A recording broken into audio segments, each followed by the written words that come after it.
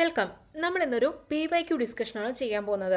വരാൻ പോകുന്ന degree prelims exam, അതായത് സെക്രട്ടേറിയറ്റ് അസിസ്റ്റന്റ്, SI തുടങ്ങിയ തസ്തികകളിലേക്കുള്ള ഡിഗ്രി പ്രിലിംസ് എക്സാം, അതുപോലെ തന്നെ സെക്രട്ടേറിയറ്റ് OA മെയിൻസ് എക്സാം, ഇവയ്ക്കൊക്കെ സഹായകരമാകുന്ന ഒരു PYQ ഡിസ്കഷനാണ് നമ്മൾ ഇന്ന് ചെയ്യാൻ പോകുന്നത്.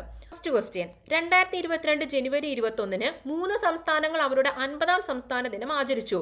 താഴെ പറയുന്നവയിൽ ഏതാണ് ഈ മൂന്നിൽ ഒന്നല്ലാത്തത്? ഏതായിരിക്കും?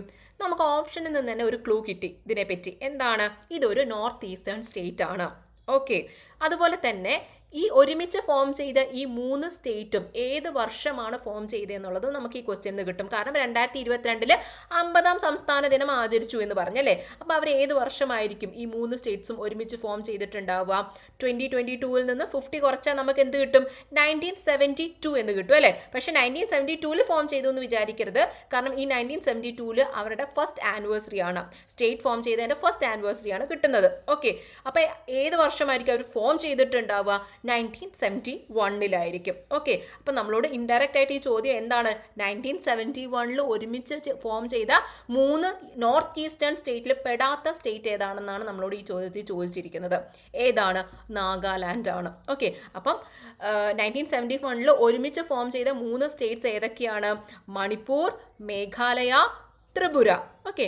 ഇങ്ങനെ ഒരു ചോദ്യം വന്നതുകൊണ്ട് നമുക്ക് ജസ്റ്റ് ഈ നോർത്ത് ഈസ്റ്റേൺ സ്റ്റേറ്റ്സിൻ്റെ ഫോർമേഷനെ കുറിച്ചൊന്ന് നോക്കാം. ഓക്കെ. നോർത്ത് ഈസ്റ്റേൺ സ്റ്റേറ്റ്സ് എന്ന് പറയുമ്പോൾ 8 എണ്ണമാണ് വരുന്നത്. അതിൽ ആദ്യം ഫോം ചെയ്തത് അസമാണ് 1947. സെക്കൻഡ് ആയിട്ട് വരുന്നത് 1963 ഫോം ചെയ്ത നാഗാലാൻഡ് ആണ്. അതായത് 1962 13th അമെൻമെൻറ്റിലൂടെയാണ് നാഗാലാൻഡ് എന്ന സ്റ്റേറ്റ് ഫോം ചെയ്യുന്നത്. ഈ 13th അമെൻമെന്റിൽ നമ്മളൊരു ആർട്ടിക്കിളും കൂടെ കൂട്ടിച്ചേർക്കുന്നുണ്ട്. അതേതാണ്? 371A ആണ്. ഈ 371Aയിൽ എന്താണ് പ്രതിപാദിക്കുന്നത്? നാഗാലാൻഡ് എന്ന സംസ്ഥാനത്തിനുള്ള പ്രത്യേക വ്യവസ്ഥകളാണ് അതിനകത്ത് പ്രതിപാദിക്കുന്നത്. ഓക്കെ. അപ്പോൾ ഒരു ചോദ്യത്തിൽ നിന്ന് തന്നെ നമുക്ക് കണക്ട് ചെയ്ത് പല ഫാക്ട്സും നമുക്ക് പഠിക്കാൻ സാധിക്കും. ഓക്കെ. ഇനി വന്നത് എന്താണ്?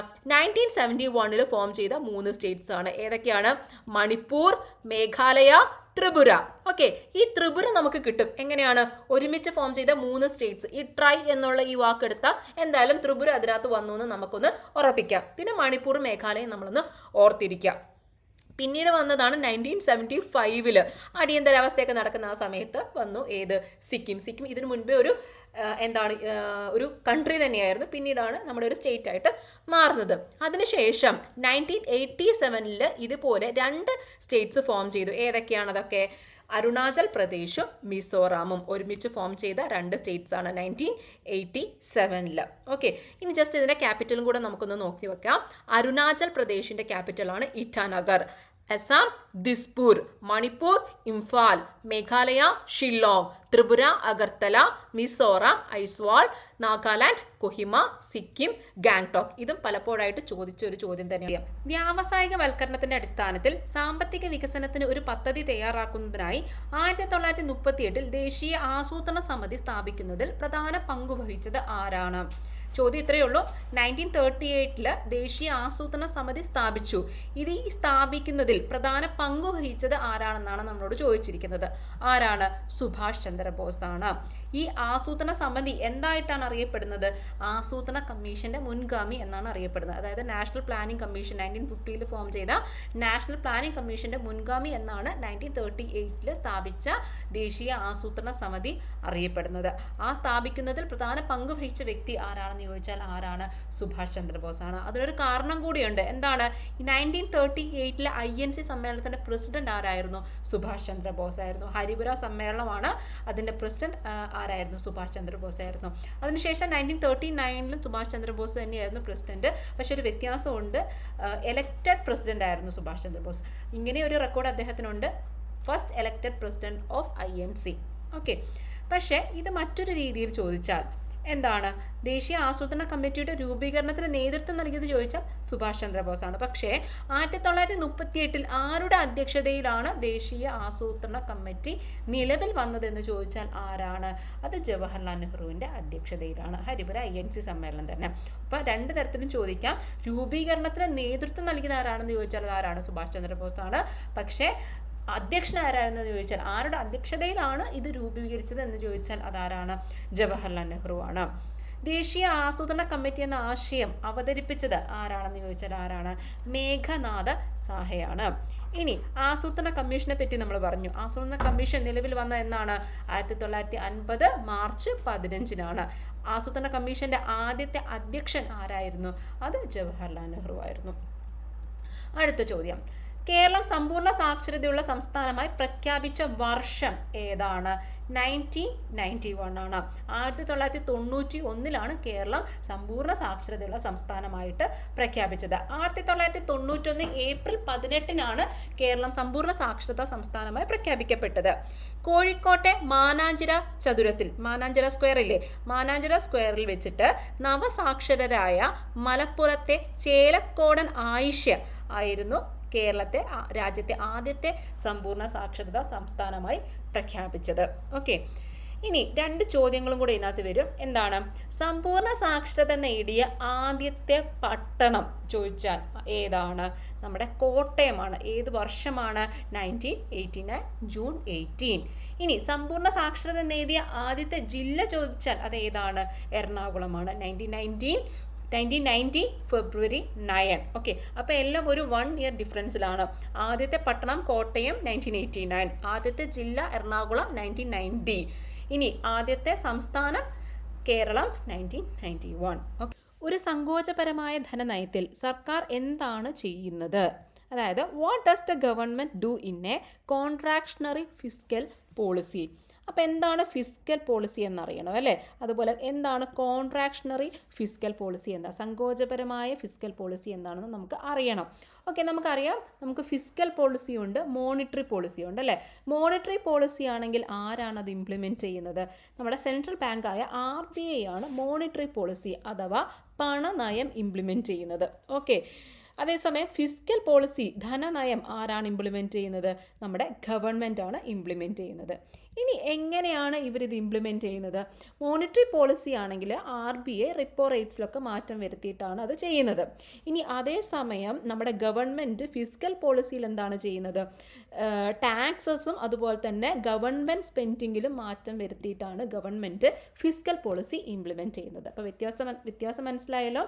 മോണിറ്ററി പോളിസി ആണെങ്കിൽ RBI അവരുടെ ടൂളായ റിപ്പോ റേറ്റ്സിലൊക്കെ മാറ്റം വരുത്തിയിട്ടാണ് പണനയം അഥവാ മോണിറ്ററി പോളിസി ഇംപ്ലിമെൻറ്റ് ചെയ്യുന്നത്. അതേസമയം ഫിസ്ക്കൽ പോളിസി ഗവൺമെൻറ് എങ്ങനെയാണ് ഇംപ്ലിമെൻറ്റ് ചെയ്യുന്നത്?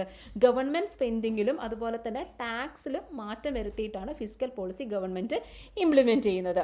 ഇനി എന്താണ് ഇവരുടെ ഉദ്ദേശം എന്ന് വെച്ചാൽ, മോണിറ്ററി പോളിസി എന്താണ് ഉദ്ദേശിക്കുന്നത്? ഇൻഫ്ലേഷൻ കൺട്രോൾ ചെയ്യുക എന്നാണ് ഉദ്ദേശിക്കുന്നത്, and maintain price stability. While fiscal policy focus on stimulating economic growth, managing unemployment or redistributing wealth. Okay, അപ്പോൾ ഇതാണ് മോണിറ്ററി പോളിസി, പണനയവും ഫിസ്ക്കൽ പോളിസി ധനനയം എന്ന് പറയുന്നത്.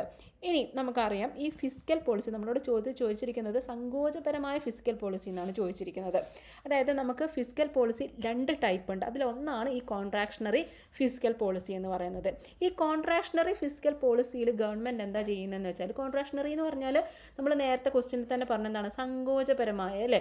അതായത് ഈ 2 സംഭവം മോണിറ്ററി പോളിസി ആണെങ്കിലും ഫിസ്ക്കൽ പോളിസി ആണെങ്കിലും നമ്മൾ എക്കണോമിയിലോട്ടല്ലേ ചെയ്യുന്നത്. അപ്പം നിങ്ങൾ ഇങ്ങനെ ഓർക്കുക, സങ്കോചപരമായ എന്ന് പറഞ്ഞു കഴിഞ്ഞാൽ നമ്മുടെ എക്കണോമി ഒന്ന് സങ്കോചിക്കുകയാണ്. ഓക്കെ, അപ്പം അങ്ങനെ സങ്കോചിക്കണമെങ്കിൽ, നമ്മുടെ എക്കണോമി ഒന്ന് സങ്കോചിക്കണമെങ്കിൽ, ചുരുങ്ങണമെങ്കിൽ നമ്മൾ എന്ത് ചെയ്യണം? ഗവൺമെൻറ് എന്ത് ചെയ്യണം? ഗവൺമെൻറ്റിൻ്റെ ഭാഗത്തുനിന്ന് ഗവൺമെൻറ് എന്ത് ചെയ്യും? ഗവൺമെൻറ്റിൻ്റെ സ്പെൻഡിങ് അങ്ങോട്ട് കുറയ്ക്കും. ഓക്കെ, അതാണ് അവിടെ പറഞ്ഞിരിക്കുന്നത്, റെഡ്യൂസസ് സ്പെൻഡിങ്. ഇനി അതേസമയം നമ്മുടെ ഭാഗത്തുനിന്ന് എന്ത് ചെയ്യും അവർ?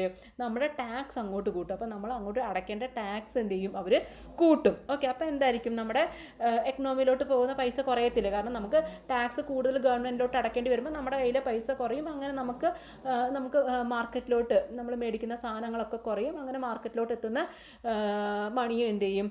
കുറയും. ഓക്കെ, അപ്പോൾ നമ്മുടെ എക്കണോമി ഒന്ന് എന്താവും? ഒന്ന് ചുരുങ്ങും. അങ്ങനെ ഓർത്ത് വെച്ചാൽ മതി. അതാണ് കോൺട്രാക്ഷണറി ഫിസ്ക്കൽ പോളിസിയിൽ നടക്കുന്നത്. അപ്പോൾ ചുരുങ്ങണം. അത് ചുരുങ്ങാൻ വേണ്ടിയിട്ട് ഗവൺമെൻറ് എന്ത് ചെയ്തു? നമ്മളിലോട്ട് എന്ത് ചെയ്യിക്കുന്നു എന്നൊക്കെ ഒന്ന് ആലോചിച്ച് നോക്കുക. ഓക്കെ, ഇനി ഇതേപോലെ തന്നെ നമുക്കൊരു സംഭവം കൂടെ ഉണ്ട്, എക്സ്പാൻഷണറി ഫിസിക്കൽ പോളിസി ഉണ്ട്. എക്സ്പാൻഷണറി ഫിസിക്കൽ പോളിസി ആണെങ്കിൽ ഇതിൻ്റെ നേരെ തിരിച്ചാണ് വരുന്നത് അല്ലേ.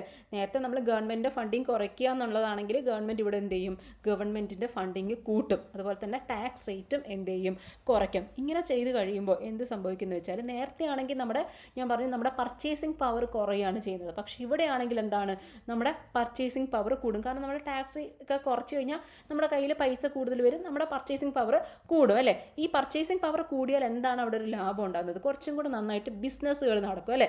ബിസിനസ്സുകൾ നടന്നു കഴിയുമ്പോൾ അവർക്ക് കൂടുതൽ പൈസയൊക്കെ കിട്ടി കഴിയുമ്പോൾ അവർ കൂടുതൽ എന്ത് ചെയ്യും, പുതിയ പ്രോജക്ട്സിലൊക്കെ ഇൻവെസ്റ്റ് ചെയ്യും. ഓക്കെ, അങ്ങനെ എന്താണ് നമ്മുടെ സ്വാഭാവികമായിട്ട് നമ്മുടെ GDP-യിൽ ഒരു മാറ്റം വരും. ഓക്കെ, അപ്പോൾ ഇതൊക്കെയാണ് അതിൻ്റെ കൺസെപ്റ്റ് എന്ന് പറയുന്നത്. അതായത് മോണിറ്ററി പോളിസി ഉണ്ട്, ഫിസിക്കൽ പോളിസി ഉണ്ട്. ഫിസിക്കൽ പോളിസി തന്നെ രണ്ട് തരത്തിലുണ്ട്, കോൺട്രാക്ഷണറി ഉണ്ട്, എക്സ്പാൻഷണറി ഉണ്ട്. നമ്മളോട് ചോദ്യത്തിൽ എന്താണ് ചോദിച്ചിരിക്കുന്നത്, നമ്മുടെ കോൺട്രാക്ഷണറി ഫിസിക്കൽ പോളിസിയെ പറ്റിയാണ് ചോദിച്ചിരിക്കുന്നത്, അല്ലെങ്കിൽ സങ്കോചപരമായ ഫിസിക്കൽ പോളിസി എന്താണെന്നാണ് നമ്മളോട് ചോദിച്ചിരിക്കുന്നത്. അതിൽ ഗവൺമെൻറ് എന്താണ് ചെയ്യുന്നതെന്നാണ് ചോദിച്ചിരിക്കുന്നത്. നമ്മൾ നേരത്തെ പറഞ്ഞു, സങ്കോചപരമായ ധനനയത്തിൽ ഫിസിക്കൽ പോളിസിയിൽ ഗവൺമെൻറ് എന്താ ചെയ്യുക, എക്കണോമിയിൽ പൈസ കുറയ്ക്കണം. അപ്പോൾ ഗവൺമെൻറ് എന്ത് ചെയ്യും, ഗവൺമെൻറ്റിൻ്റെ ഫണ്ടിങ് കുറച്ചങ്ങോട്ട് കുറയ്ക്കും അല്ലേ. കുറഞ്ഞ ഇത് നമ്മൾ മലയാളത്തിൽ കാണുമ്പോൾ നമുക്ക് കറക്റ്റ് കിട്ടത്തില്ല കണ്ടോ. ഇത് ഗൂഗിൾ ട്രാൻസ്ലേറ്റ് ചെയ്യുമ്പോൾ ചിലവ് എന്നൊക്കെയാണ് വന്നിരിക്കുന്നത്, ശരിയല്ല. ഓക്കെ, ശരിക്കും പറഞ്ഞാൽ നമ്മളെന്താ പറഞ്ഞത്, കോൺട്രാക്ഷണറി ഫിസിക്കൽ പോളിസിയിൽ ഗവൺമെൻറ് എന്ത് ചെയ്യും, ഗവൺമെൻറ്റിൻ്റെ സ്പെൻഡിങ് അങ്ങോട്ട് കുറയ്ക്കും. അതുപോലെ ടാക്സ് എന്ത് ചെയ്യും, കൂട്ടും. അപ്പോൾ നമ്മുടെ എക്കണോമിയിലോട്ട് വരുന്ന പൈസ കുറയും, അങ്ങനെ സങ്കോചം, അങ്ങനെ ആ ഒരു ഇത് ഓർത്ത് വെച്ചാൽ മതി. ഓക്കെ, അടുത്ത ചോദ്യം. ആർട്ടിക്കിൾ 26 മതപരമായ കാര്യങ്ങൾ കൈകാര്യം ചെയ്യാനുള്ള സ്വാതന്ത്ര്യം നൽകുന്നു. അത് താഴെ പറയുന്നവയിൽ ഏതിന് വിധേയമാണ്? പൊതുക്രമം, ധാർമ്മികത, ആരോഗ്യം.